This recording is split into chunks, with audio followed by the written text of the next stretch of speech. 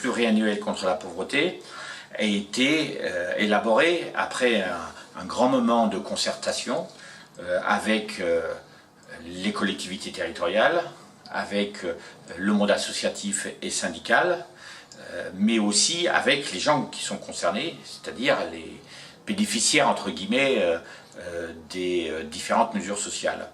Et son principe, c'est qu'il agit autant sur l'anticipation des phénomènes de pauvreté.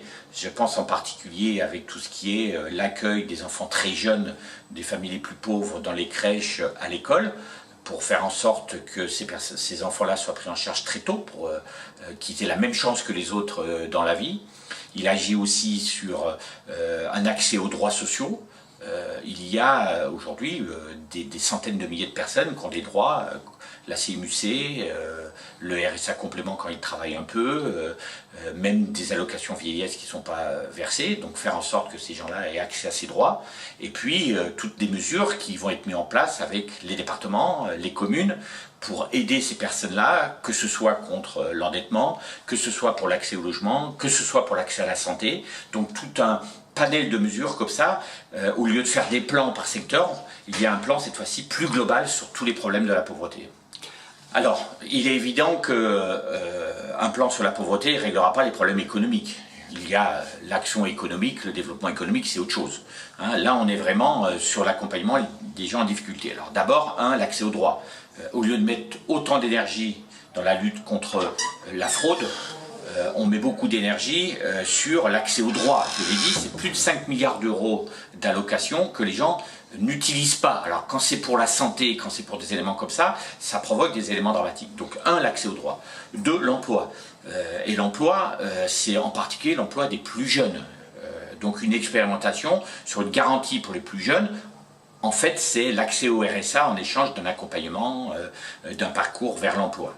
Ensuite, il y a les éléments d'accès au logement. Faire en sorte qu'à la sortie de la campagne d'hiver d'hébergement, on ne mette pas les gens dans les rues, qu'on les garde dans les hébergements et qu'on les aide ensuite à avoir accès au logement par la construction de logements sociaux.